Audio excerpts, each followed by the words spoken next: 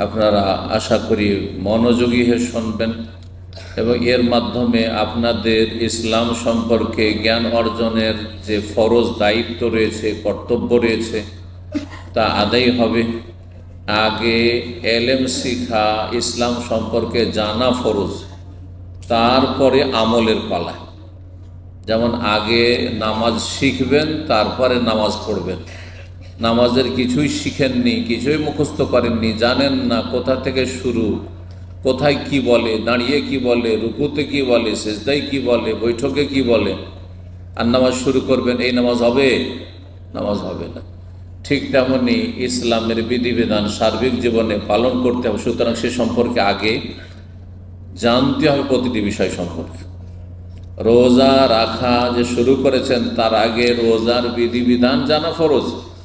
যে রোজা কি জিনিস, কখন থেকে কখন রোজা রাখতে হয়, রোজা অবস্থায় বাধা নিষেধগুলি কি রয়েছে, কিসে রোজা ভঙ্গ হয়ে যায়, আবার কি কি কারণ যেগুলো মানুষ অনেকে মনে করে হয়তো রোজা ভঙ্গ হয় কিন্তু হয় না। হ্যাঁ, আমি মিসওয়াক করলে রোজা নষ্ট হবে নাকি, ব্রাশ করলে নষ্ট হবে নাকি, জানতে হবে না?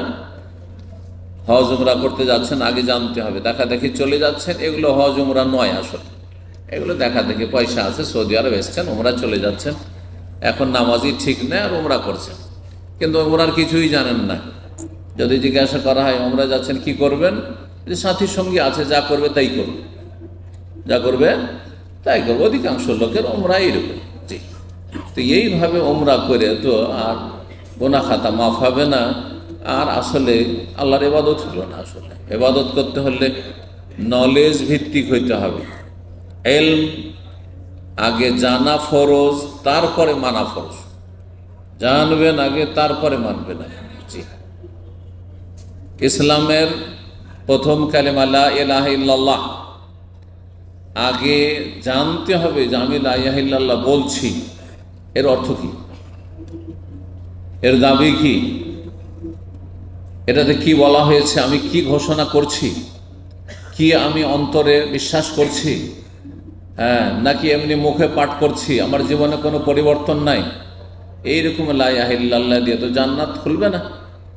জান্নাতের চাবি সেই লা ইলাহা ইল্লাল্লাহ, যেই লা ইলাহা ইল্লাল্লাহ আপনার জীবনে কোনো পরিবর্তন নিয়ে এসছে।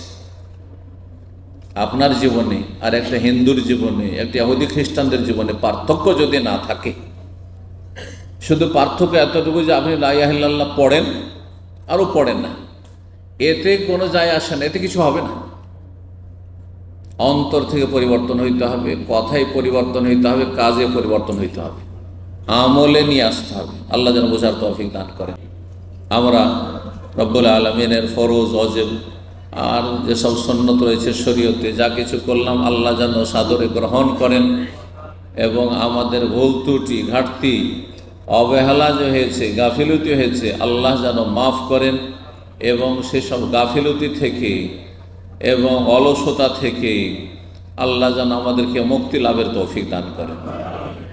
যত সময় গড়ে যাচ্ছে তত বেশি আমাদেরকে সক্রিয় হইতে হবে, কারণ যত সময় গড়ে যাচ্ছে, যেই সময়টা চলে যাচ্ছে আর কোনোদিন আপনার আমার লাইফে ফিরে আসবে না, কোনোদিন ফিরে আসবে। এটি হচ্ছে দুনিয়া। দুই নম্বর কথা হচ্ছে, যে সময়গুলি চলে যাচ্ছে তারপরে যে সময়গুলি আসছে, এতে আমরা বলে থাকি যে আমাদের বয়স বৃদ্ধি হচ্ছে। হ্যাঁ, এত বছরে ছিল, এত বছর হইলাম, এই বছর আরেক বছর বাড়লো, কিন্তু না, আপনার বয়স যে আল্লাহ নির্ধারণ করেছেন তাতে একটা বছর কমলো, আর আপনি মরণের দিকে এগিয়ে যাচ্ছেন। যত বেশি সময় গড়ছে তত বেশি কোন দিকে এগিয়ে যাচ্ছেন? মরণের দিকে এগিয়ে যাচ্ছেন, কবরের দিকে এগিয়ে যাচ্ছেন। হ্যাঁ, দুনিয়ার যে সব ভোগের সামগ্রী রয়েছে সেগুলিকে পিছনে ফেলে আপনি এমন জায়গায় পৌঁছিতে যাচ্ছেন যেখানে আমলের সুযোগ নেই, সেখানে বদলা আছে।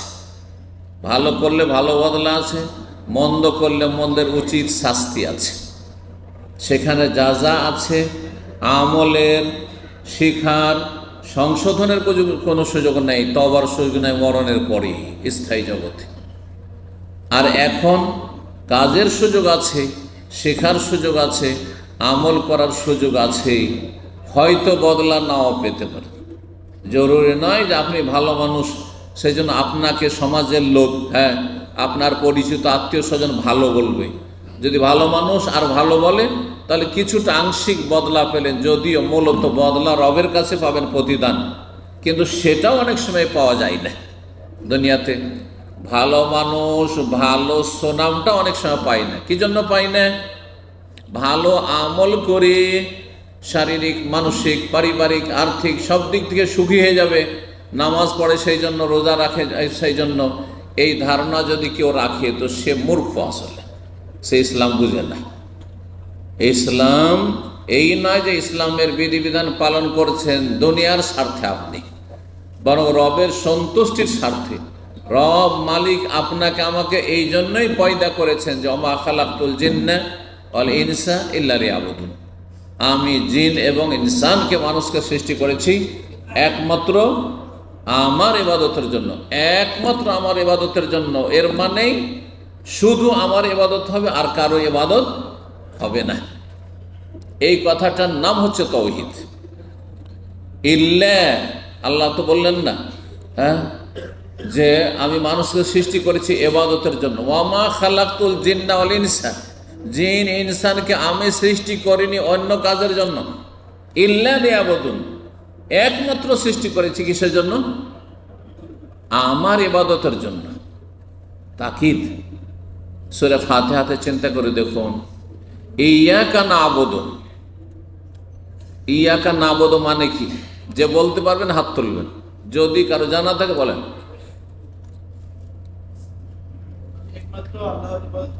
ইয়াকা, এক একটা ইয়াকা, মানে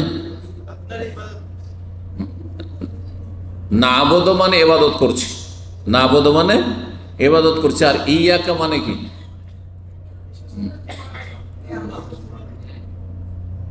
একমাত্র, একমাত্র, শুধুমাত্র। ইয়াকা শুধুমাত্র, ইয়াকা আপনার, না'বুদু ইবাদত করছি, শুধুমাত্র আপনার ইবাদত করছি। ইয়াকা না'বুদু মানে না'বুদুকা ওয়ালা না'বুদু গায়রাকা, হে আল্লাহ তোমার ইবাদত করছি আর কারো করি না। এটা হচ্ছে ফায়দা ইয়াকা না'বুদু বলার। আল্লাহ ইয়াকা না'বুদু বলেছেন। আচ্ছা, ওইটা না বলে যারা আরবি বুঝেন, যদি আল্লাহ বলতেন যে না'বুদুকা, হে বান্দা এইভাবে বলো সূরা ফাতিহাতে, না'বুদুকা, আল্লাহ তোমার ইবাদত করি, তাহলে এই ফায়দাটা হইতো না। তোমার ইবাদত করি, হইতে পারে আরো করি। যেমন মুসলিম সমাজে যারা শিরকি, বেদাতি, আকীদা, আমলে জড়িত, অধিকাংশ তাদের সংখ্যা বেশি ভারত, বাংলাদেশ, পাকিস্তানে। যারা পীরপন্থী, মাজারপন্থী, তারা আল্লাহর ইবাদত করে আর মাজারও সিজদা করে, কোরবানি করে, কোরবানির সময় আল্লাহর জন্য, আর যতগুলি ওরস লাগে সেখানে জবাই করে বাবার জন্য। আল্লাহ এটাকে ইসলাম বলেনি, এটিকে ইবাদত বলা হয়নি, এটাকে শিরিক বলা হয়েছে। শিরিক মানে কি? শরীক করা, কাউকে কাউকে অংশীদার বানানো। যদি আপনার ব্যবসাতে কেউ শরীক থাকে তাহলে আপনি একক মালিক না, সেখানে আরো কেউ শরীক আছে, তাই না? ইবাদতে যখন ভাগাভাগি করবেন, যে নামাজের সিজদা আল্লাহর জন্য, আর তাজিমের সিজদা, সম্মানের সিজদা মুরব্বিদের জন্য, সিজদায়ে সালামি, সিজদায়ে সালামি, ওটা সিজদায়ে সালামি। বুঝি ইবাদতের সিজদা নামাজের ভিতরে, ওটা আল্লাহর জন্য। আর বাকি মাজারে যারা সিজদা করছি, ওটা ওলিয়া, ওলিয়ার তাজিমে সিজদা করছি। এই যে ভাগ করে দিলেন, সুতরাং আপনার মধ্যে তাওহীদ মানে তাওহীদ, আহাদ থেকে, ওয়াহেদ থেকে একত্ব নেই। কি আছে? বহুত্ববাদ আছে, মানে শিরক আছে। তাহলে আপনার আমলগুলি ইবাদত নয়, আপনার আমলগুলির নাম হচ্ছে শিরক। আগে নামাজ, রোজা, হজ, যাকাত, মাসলা মাসাইল, হালাল হারাম জানার আগে আপনাকে জানতে হবে যে আল্লাহর একত্ব কি, যার নাম তাওহীদ আরবি ভাষায়, আর বহুত্ববাদ কি, যার নাম হচ্ছে শিরক, শরীক করা।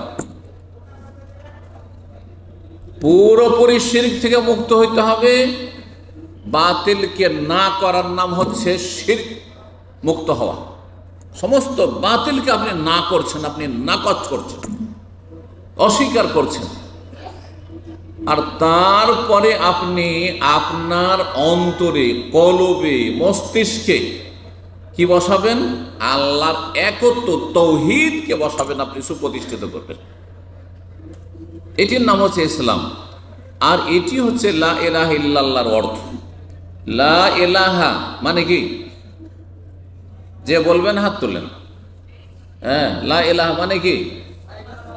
হ্যাঁ, না, আল্লাহ ছাড়া দেখে বল, লা ইলাহা শুধু বলেছি, নাই কোনো মাবুদ। আচ্ছা, নাই কোনো মাবুদ কেউ যদি বলে তো মুসলিম না কাফের?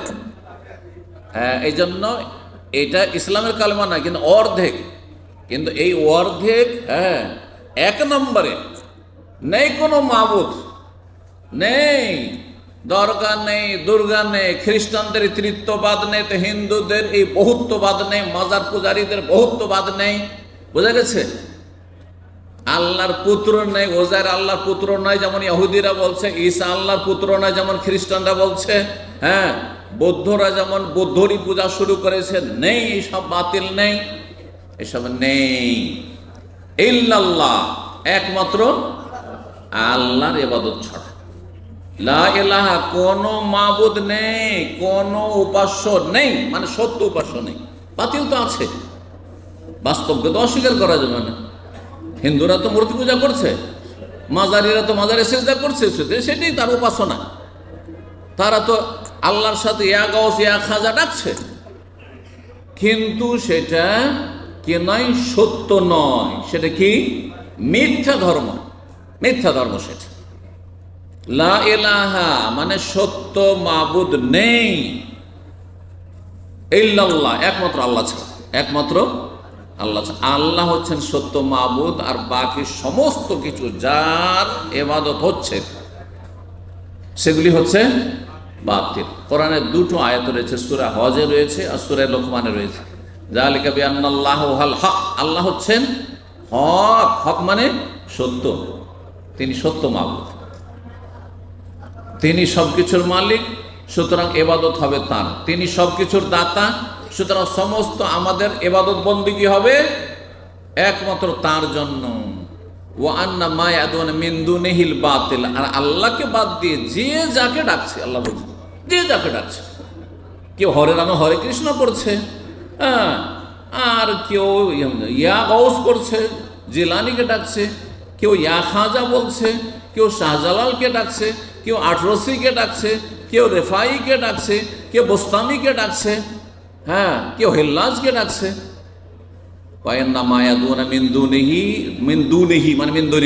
আল্লাহকে বাদ দিয়ে যে যাকে ডাকছে, এগুলি হচ্ছে বাতিল। এগুলি কি? বাতিল, মিথ্যা। বাতিল মানে মিথ্যা, হক মানে সত্য, আর বাতিল মানে মিথ্যা। তৌহিদ, এই তৌহিদ সম্পর্কে আজকে বলতে চেয়েছি, এবং তৌহিদের বিভিন্ন দিক রয়েছে। আজকে শুধু একটা দিক বলি, তৌহিদ কত প্রকার ও কি কি। যদি কারো জানা থাকে হাত তুলবেন। আর আমি মনে করি যে ইসলামী সেন্টারে নিয়মিত ছাত্র ছাড়া বাইরের কেউ বলতে পারবেন না, আর না হলে প্রমাণ করে দেখিয়ে দেন। এমন ব্যক্তি যারা ইসলামী সেন্টারে আসেন না, বাংলাদেশ থেকে ফাজেলও পাস করে এসছে, দাওরা পাস করে এসছে, জিজ্ঞাসা করেন যে তৌহিদ কত প্রকার, কি কি, তার হদিস নেই। এটা বাস্তব সত্য কথা বলছে। এটা তৌহিদের দেশ সৌদি আরব, আল্লাহর একত্বের দেশ। এখানে শিরিক হয় না, এখানে দরগা দুর্গার কোনো সুযোগ নেই, আস্থানা নেই এখানে। বাকি পৃথিবীতে যেখানে যান না কেন, কোথাও দুর্গা পূজা হচ্ছে তো কোথাও দরগা পূজা হচ্ছে, কোথাও ঈসা আলাইহিস সালামের পূজা হচ্ছে, হ্যাঁ, তো কোথাও আর কারো পূজা হচ্ছে। কিন্তু এমন একটা দেশ, যে দেশ তৌহিদের দেশ, আল্লাহ যেন কিয়ামত পর্যন্ত এই দেশকে তৌহিদের ওপরে টিকিয়ে রাখেন, সুন্নাহর ওপরে টিকিয়ে রাখেন, শিরক থেকে আল্লাহ বাঁচিয়ে রাখেন, এবং বিদআত থেকে আল্লাহ বাঁচিয়ে রাখেন, গোমরাহি থেকে আল্লাহ বাঁচিয়ে রাখেন। আল্লাহ রব্বুল নেকির পথে আল্লাহ অগ্রসর আমাদের সকলকে তৌফিক দান করেন। ভুল ত্রুটি আল্লাহ যেন মাফ করেন, ভুল ত্রুটি থেকে মুক্তি লাভের সকলকে তৌফিক দান করেন। তো বলছিলাম, এই তৌহিদের দেশে এসে অন্তত তৌহিদের জ্ঞানটা নিয়ে যান। কারণ তৌহিদ যদি থাকে মেলা ফজিলতের দিক আছে তৌহিদের। লা ইলাহা ইল্লাল্লাহ, একমাত্র আল্লাহ ছাড়া আমি কিছুই জানি না, কিছুই মানি না। একমাত্র আল্লাহর জন্য সমস্ত ইবাদতকে সুনির্দিষ্ট করি। তিনি সবকিছুর দাতা, সবকিছুর মালিক, সুতরাং ইবাদত যাবতীয় একমাত্র তার জন্য। লা ইলাহা ইল্লাল্লাহ। লা ইলাহা ইল্লাল্লাহ যদি আপনার থাকে, মানে শিরক মুক্ত থাকেন আপনি, তাহলে একদিন না একদিন জান্নাত পাবেন। কোন একদিন জান্নাত পাবেন আপনি। চোর হইলেও একদিন জান্নাত পাবেন, জাহান্নামে জ্বলে জ্বলে কবর আযাবের পরে জান্নাত পাবেন। ডাকাতও জান্নাত পাবে যদি সে তৌহিদবাদী 5 ওয়াক্ত নামাজি হয়। দুটো কথা শুধু মনে রাখেন, কারণ তৌহিদের বহিঃপ্রকাশ হচ্ছে 5 ওয়াক্ত নামাজ। আপনি আপনার অন্তরে যে আল্লাহকে জায়গা দিয়েছেন আর বাতিলকে আপনার অন্তর থেকে মুছে ফেলেছেন, এর বহিঃপ্রকাশ বাস্তব প্রমাণ হচ্ছে 5 টাইম আল্লাহর সামনে হাজিরা দেওয়া। এই দুটো জিনিস যদি থাকে আর দুনিয়ার বহু অপরাধ থাকে, তবু একদিন জান্নাত পাবে। কিন্তু তৌহিদ নেই, বাকি সমস্ত আমল আছে। ভালো করে শুনে রাখেন, তৌহিদ নেই মানে মাজারি আকীদা, পীর মুর্শিদরা দিতে পারে, গৌস কুতুব আবদাল দুনিয়াকে ধরে আছে আর এরা দুনিয়াকে রক্ষা করে, আর এরা আমাদের অন্তরের খবর রাখে, পীরে কামেল অন্তরের খবর রাখে, আর তারপরে মুরিদানের কাজে আসে, হাসরের মাঠে তারা আমাদেরকে জান্নাত নিয়ে যাওয়ার ক্ষমতা রাখে। এইসব শিরকি আকীদা বিশ্বাস যদি কারো থাকে, এই শিরকি আকীদার সাথে ইসলামের সমস্ত আমল করেছে, সমস্ত আমল করেছে, ফরজ নফলের অভাব নেই, সমস্ত আমল করেছে, কখনো জান্নাত যাবে না, কখনো জান্নাত যাবে না। আল্লাহ বলছেন, কোরআন স্পষ্ট করে, লাইন আশরাকতা লা ইয়াহবাতান আমাল, শিরক করলেই আমলগুলি যা করলে ধ্বংস। যখনই আপনার অন্তরে আছে যে আল্লাহর ওলি আউলিয়ারা আমাদের উপকার করতে পারে, আরে মুরিদ যখন হয়েছি তখন জান্নাতের চিন্তা নেই, উনি তো আমাদেরকে ছেড়ে যাবেন না, উনি জান্নাতে নেওয়ার ক্ষমতা রাখেন। এই শিরকি আকীদা লালন করে নামাজ পড়ছেন, অটোমেটিকলি নামাজ ধ্বংস হয়ে যাচ্ছে। রোজা রাখছেন, অটোমেটিক রোজা ধ্বংস হয়ে যাচ্ছে। হজ করছেন, সমস্ত হজ ধ্বংস হয়ে যাচ্ছে, ওমরাও ধ্বংস হয়ে যাচ্ছে, সমস্ত আমল ধ্বংস। মাতা পিতার সেবা করে নেকি করেছেন, সাথে সাথে ওযু নষ্ট হওয়ার মতো সব নষ্ট হয়ে যাচ্ছে। যেমন কারো যদি বায়ু সবসময় সরতেই থাকে আর নামাজ পড়তে থাকে, তার নামাজ নষ্ট হইতেই আছে, নামাজ নষ্ট হইতেই আছে। ঠিক ওই রকমই বায়ুর মতো হচ্ছে নোংরা নিকৃষ্ট শিরক। যার আকীদা আমলে শিরক আছে তার আমল লাইন আশরাকতা লা ইয়াহবাতুন আমাল। স্বয়ং নবীকে আল্লাহ সম্বোধন করে সূরা জুমারে বলছেন। আর 18 জন নবীর কথা সূরা আনআমে আল্লাহ বর্ণনা করার পরে আল্লাহ ওয়ালাউ আশরাকু, এই 18 জন নবী যদি শিরক করত, এরাও যদি শিরক করত আর শিরকের অবস্থায় মারা যেত, লা হাবিতা আনহুম মা কানু ইয়ামালুন, তাদের আমলগুলো সব নষ্ট হয়ে যেত, সমস্ত আমল ধ্বংস হয়ে যেত। সুতরাং শিরক সম্পর্কে সচেতন হইতে হবে। আজকে শিরকের বিপরীতটা বলি। শিরকের বিপরীত কি বলেন? হ্যাঁ, কে বলছে ওই দিক থেকে? হ্যাঁ, তৌহিদ। মাশাআল্লাহ, তৌহিদ। আর তৌহিদের বিপরীত হচ্ছে শিরক। তৌহিদ মানে একত্ব, কারণ আল্লাহর বিধান, শুধু এটা বাদ নয়, মানুষের তৈরি করা নাই। একত্ব বাদ বলবেন না, একত্ব, আল্লাহর একত্ব তৌহিদ। অন্নেস আর বহুত্ব, বহুত্ব আল্লাহর দেওয়া ধর্ম নয়, মানুষের তৈরি করা ধর্ম, মানব রচিত বিধান যেমন ঠিক তেমনি মানব রচিত ধর্ম। সুতরাং সেটা বহুত্ববাদ। শিরক হচ্ছে বহুত্ববাদ, মানুষের কল্পিত পথ এবং মত। তৌহিদ 3 ভাগে বিভক্ত। তৌহিদকে বোঝার জন্য ওলামারা কি করেছেন? সহজ করে দিয়েছেন। সেই জন্য কোরআন এবং হাদিসের দলিলগুলি আর তৌহিদকে 3 ভাগে ভাগ করেছেন। কে বলতে পারে? হ্যাঁ বলেন। তৌহিদ রুবুবিয়াত, উলুহিয়াত, তৌহিদুল আসমা সিফাত। মাশাআল্লাহ, ইনি একটা হোলসেল দোকানে চাকরি করেন, কিন্তু এই জবাবগুলো কিভাবে দিতে পারলেন? এই জন্য যে ইসলামিক সেন্টারের দর্শগুলিতে হাজির হন। এইটা হচ্ছে সৌদি আরবে ইসলামিক সেন্টার থেকে যে এলেম শিখার ফায়দা। আমি যে আপনাদেরকে 2-4টা সহি কথা বলতে পারছি আর ভুলগুলো চোখে আঙ্গুল দিয়ে দেখে দিতে পারছি, এই জন্য যে আমি মদিনা ইউনিভার্সিটিতে লেখাপড়ার সুযোগ পেয়েছি, আল্লাহ সুযোগ দিয়ে নসিব করেছেন। না, আমিও যদি আপনাদের মতো ওই কওমি মাদ্রাসা পড়তাম, তৌহিদবিহীন শিক্ষা, ফেকা শিখাই খুব, আর এটা সেটা খুব শিখাই, যুক্তির লজিক মান্তিক আর ফালসাফা শেখাই, দর্শন শেখাই, বুঝছেন না? কিন্তু তৌহিদের শিক্ষা শেখানো হয় না। আল্লাহ যেন বোঝার তৌফিক দান করেন। এবং মাদ্রাসা করবেন, কোরআন সুন্নাহ ভিত্তিক মাদ্রাসা প্রতিষ্ঠা করেন। এই পরম্পরা যেসব মাদ্রাসাগুলি চলে আসছে, এইসব মাদ্রাসা যেগুলোতে তৌহিদের একটা সাবজেক্ট পড়ানো হয় না, সহি আকীদার একটা সাবজেক্ট পড়ানো হয় না, আর শিরক বেদাত সম্পর্কে সচেতন করা হয় না, সবই নিয়ে চলছে। ওই বেদাতি শিরকারী তাদেরকেও তৌহিদি জনতা, এরাও তৌহিদি জনতা, সবাই তৌহিদি জনতা। যেন হিন্দু না হইলেই তৌহিদি জনতা হয়ে যায়। বাস হিন্দু নয়, জাতিতে মুসলিম, মাজারে সব সময় গিয়ে আপনার মাথা ঘষ্টাচ্ছেন, তারপরও তৌহিদি জনতা। কারণ হিন্দু যে নয় সেই জন্য। ব্যাস, নাস্তিক হলেও অসুবিধা নেই, সেকুলার হইলেও অসুবিধা নেই, যেমন মাজার পূজারি হইলেও অসুবিধা নেই। এই হচ্ছে আমাদের জাতি মুসলমান।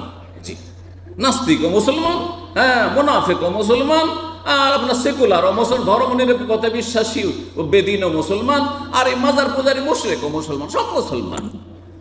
এই ইসলাম দিয়ে কোনো কাজ হবে না, এই খোঁড়া ইসলাম। খাঁটি ইসলামে আসুন। জি, তৌহিদ 3 প্রকার। তৌহিদ কত প্রকার?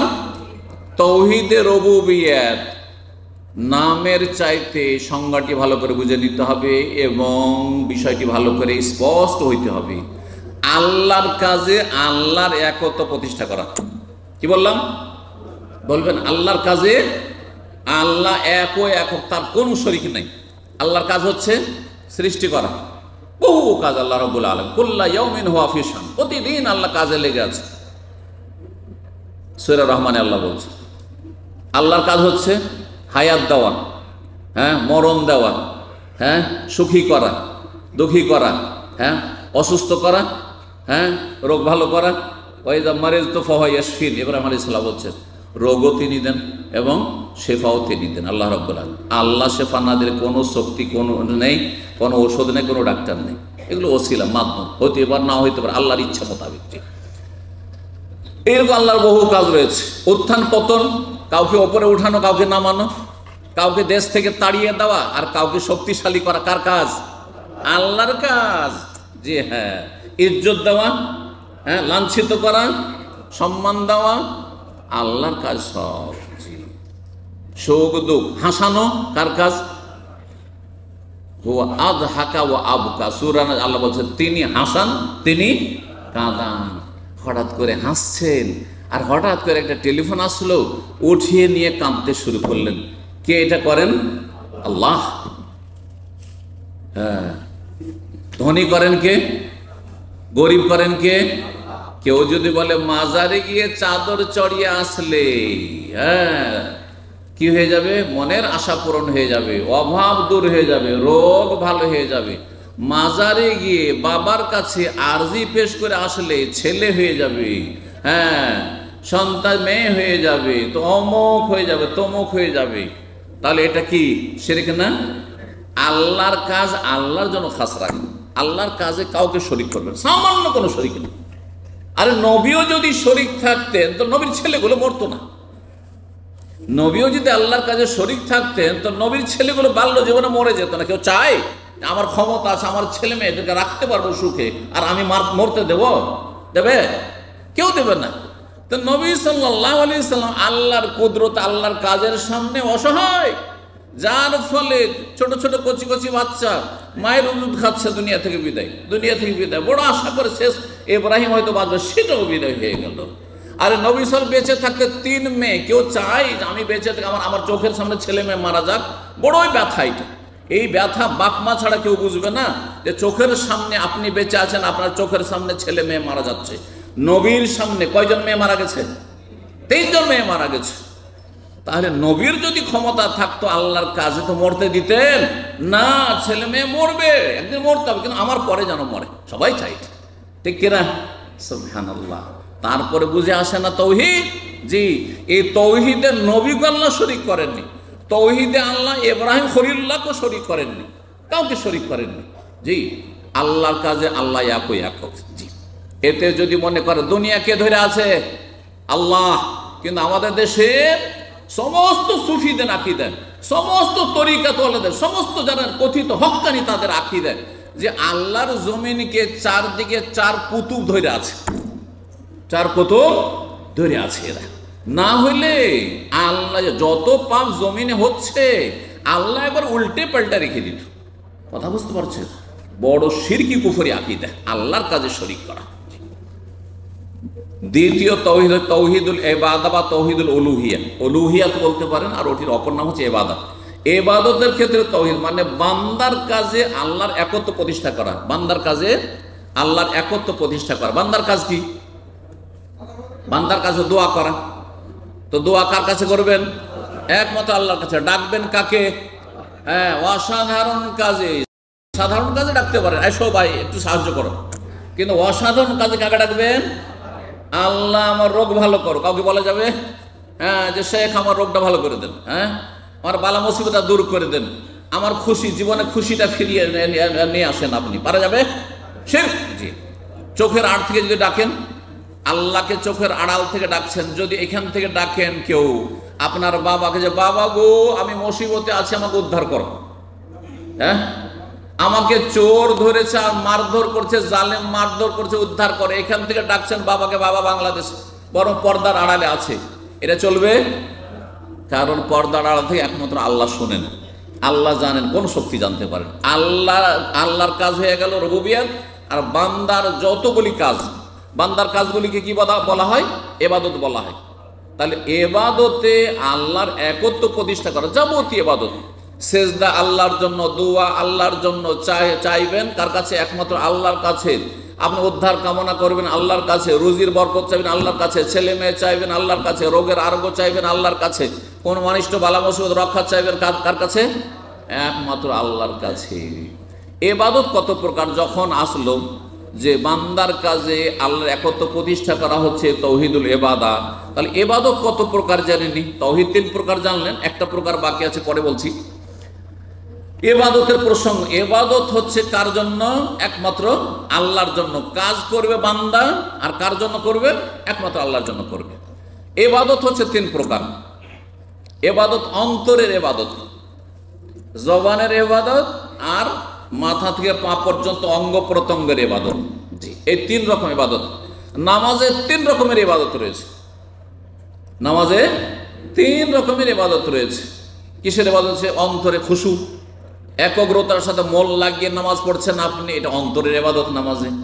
জবান দ্বারা দুয়া, জিকির, আজকার আর সূরা পাঠ করছেন আপনি, হ্যাঁ তাকবীর পাঠ করছেন ইত্যাদি ইত্যাদি, এটা হচ্ছে বাচনিক ইবাদত হয়ে গেল। অঙ্গ প্রত্যঙ্গের দাঁড়াইলেন আপনি, এই যে হাত পা নড়াচড়া করছে, দাঁড়াইলেন, অঙ্গ প্রত্যঙ্গের ইবাদত। ঝুঁকলেন, রুকু করলেন, অঙ্গ প্রত্যঙ্গের, হ্যাঁ প্রতিটি অঙ্গের ইবাদত হচ্ছে। সেজদায় গেলেন, আবার নড়াচড়া করছে, অঙ্গ প্রত্যঙ্গের ইবাদত হলো। তাহলে এই যে 3 রকমের ইবাদত নামাজ রয়েছে। রোজাতে শারীরিক ইবাদত রয়েছে, তাই না? শারীরিক ইবাদত, তার সাথে অন্তরের ইবাদত, তার সাথে অন্তরের ইবাদত। রোজাতে বাচনিক ইবাদত নেই, রোজাতে বাচনিক জবান দ্বারা কিছু বলার কিছু নেই। এখানে রয়েছে রোজাতে বিরত থাকা, শরীরকে বিরত রাখা। তো তাহলে হয়ে গেল ইবাদত, তাহলে 3 প্রকারের, হ্যাঁ হয়ে গেল এটি। এখন তৃতীয় প্রকার তৌহিদ, সেটা হচ্ছে তৌহিদুল আসমা ও সিফাত। আল্লাহর আসমা মানে নাম, ইসমের বহুবচন, আর সিফাত মানে গুণাবলী। আল্লাহর নাম গুণাবলীর ক্ষেত্রে আল্লাহর তৌহিদ প্রতিষ্ঠা করা, মানে আল্লাহর নামগুলি আল্লাহর জন্য সুনির্দিষ্ট করা, আল্লাহর নাম কাল্পনিক আবিষ্কার না করা। হ্যাঁ, আল্লাহর নাম যেগুলি আল্লাহ বলেছেন সেগুলি বলবেন, আল্লাহর গুণাবলী যেগুলি আল্লাহ বলেছেন বা রসুল বলেছেন সেগুলি বলবেন, এবং নিজের পক্ষ থেকে বলবেন না। আল্লাহ রাব্বুল আলামিন গুণাবলী সম্পর্কে কোরআন হাদিসে যা বলা হয় সেগুলি বলবেন, আবার অস্বীকার করবেন না। এটা হচ্ছে তৌহিদুল আসমা ও সিফাত। সুতরাং আল্লাহকে আল্লাহ বলবেন, আল্লাহকে রব বলবেন, কারণ আল্লাহ 99টি নাম রয়েছে, সেই নামগুলির কোন একটি নাম বলবেন। আল্লাহকে খোদা বলবেন না, আল্লাহকে ঈশ্বর বলবেন না, আল্লাহকে ভগবান বলবেন না, আল্লাহকে গড বলবেন না, আল্লাহকে পরমেশ্বর বলবেন না, আল্লাহকে ব্রহ্মা বলবেন না হিন্দুদের মতো। বোঝা গেছে না? যেমন হিন্দুদের মতো ঈশ্বর ব্রহ্মা এসব বলবেন না, তেমনি মজুসি অগ্নি পূজকদের মতো আপনি খোদা বলবেন না। কিন্তু আমাদের সমাজে খোদা হাফেজ, না না খোদা হাফেজ না, আল্লাহ হাফেজ। কি বলবেন? সংশোধন করে যান, খোদা হাফেজ না, আল্লাহ হাফেজ বলবেন আপনি। খোদা কোরআন হাদিসে কোথাও আসেনি, আর কোন আল্লাহ নিয়া নবী নামের কোনোটার অর্থ বহন করে না। সুতরাং খোদা বলা জায়েজ নয়। কি বলবেন? আল্লাহকে আল্লাহ বলবেন, না হয় রহমান বলবেন, খালেক বলেন, আপনি জব্বার বলেন, যে নামগুলি সেই নামগুলি, রাহিম বলেন, যা বলবেন কোরআন হাদিসে যে নামগুলি সেগুলি বলবেন। আল্লাহর সিফাত গুণাবলী, আল্লাহর হাতের কথা কোরআনে আছে না নেই? সুতরাং বলবেন না কুদরতি হাত। আল্লাহর পায়ের কথা হাদিসে আছে, বলবেন না কুদরতি পা, আর কুদরতি পায়ে সেজদা করছি। হ্যাঁ, এসব গুমরাহদের কথা, পথভ্রষ্টদের কথা, না হয় মূর্খের কথা, যে জানে না জাহিল বক্তার কথা, আর না হইলে যেই ব্যক্তি কিছু আপনার গুমরাহ পথভ্রষ্ট জানার পরেও মানে না কোরআন হাদিস পড়ে, তার কথা এটা হইতে পারে না। আল্লাহর যেগুলো গুণাবলী বলা সেগুলি মানবেন। আল্লাহর চোখের কথা কোরআনে আছে না নেই? বলে তুসনা আলা আইনি, মুসা আলাইহিস সালামের কাহিনীতে বলছেন চোখের কথা। তা আল্লাহর চোখ আছে, বলবে না রক্ষণাবেক্ষণ? হ্যাঁ, এই কথা বলবেন। আল্লাহর চেহারার কথা আছে না নেই? হ্যাঁ, ওয়ায়াবকা ওয়াজহুর, ওয়াজহুর মানে চেহারা, ফেস। আল্লাহর চেহারা আল্লাহর মতো, বলবেন আল্লাহর চেহারা না আল্লাহর সত্তা। এগুলো করবেন না। এরা হচ্ছে পথভ্রষ্ট গুমরাহ। এরাকে আশায়েরা বলা হয়, মাতুরিদিয়া বলা হয়, মুতাজিলা বলা হয়, আরো বিভিন্ন যে বাতিল ফিরকা রয়েছে সেগুলি বলা হয়। কিন্তু আহলে সুন্নাত ওয়াল জামাত আল্লাহর সিফাত, আল্লাহর গুণাবলী ওভাবে বিশ্বাস করে যেভাবে কোরআন হাদিসে বলা হয়েছে। আল্লাহ যেন বুঝার তৌফিক দান করেন, আমলে তৌফিক দান করেন, এবং সঠিক বিশ্বাস রাখার তৌফিক দান করেন, শিরক মুক্ত থাকার তৌফিক দান করেন। ওয়া সাল্লাল্লাহু আলা মুহাম্মদ ওয়া আলা আলিহি ওয়া সাহবিহি আজমাইন।